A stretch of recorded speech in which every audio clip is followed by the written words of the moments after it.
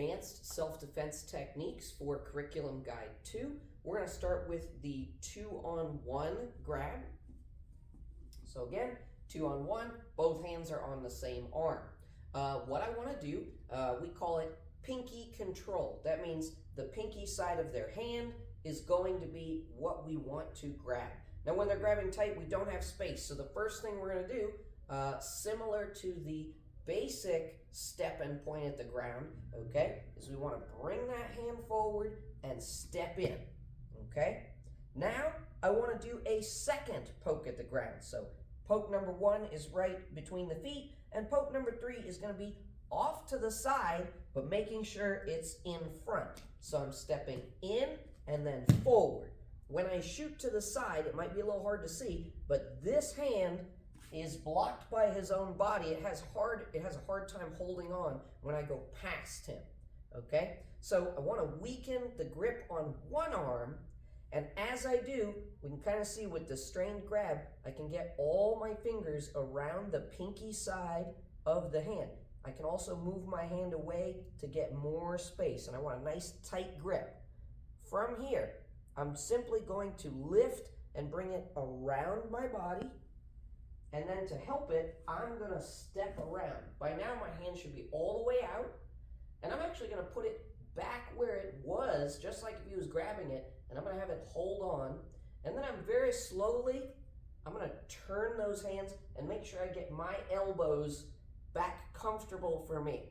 And what that's going to do for them, it's going to point their fingers at the ground, and then I'm slowly going to rotate. Now this is where you want to really be careful. As their thumb points at me, it's going to be very painful. So as soon as they tap, I'm going to stop. All right, so here that is. Now, when we talk about full speed, you can do the escape at full speed. You can do the turn at full speed, but you're not going to do the submission at full speed. That will break someone's wrist pretty much instantly. So we're going to drop center, drop to the side, turn, take a moment, and then carefully point the fingers down and bring my elbows to me and rotate. All right, we're going to move right into the next technique, which is when they grab both of your hands. So we call that 2-on-2. And essentially, we want to do the same move. And the way we're going to do that is we're going to open one hand and then give ourselves a hug. Let go for one moment. What I want to do is cross my hands, and when I do, stop the hand that's grabbing one as it shoots through. And it's going to loosen, especially because we always know the weak spot is the thumb.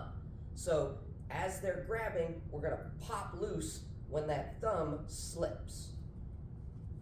So again, it doesn't matter which hand I choose, but I'm going to open up a hand, close my hands together, and shoot that hand out so that I'm grabbing one of his arms. With this arm free, I'm simply going to bring it right back and do a quick fingertip strike and go back to that first hand. And now I'm going to use that same handle, pinky side grip. And I'm going to do the same technique as before. Lifting up, turning through. It's okay if I do that at speed, but now I want to slow it down, point the fingers at the ground. I can move this hand down to help, or it can strike as I get the submission. So all the way through, this is 2-on-2. It'll end up almost the same way. 1, up, 2. Let me do that one more time. You can pick the one that looks better.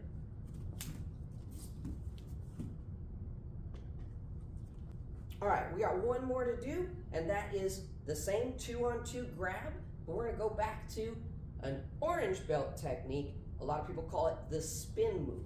Essentially what this is, let's say instead of escaping like we just practiced, this time I'm just going to spit out my gum, grab that inside hand, point my elbow, and now I'm not going to worry about this arm at all. I'm just going to do the orange belt move from the beginner technique.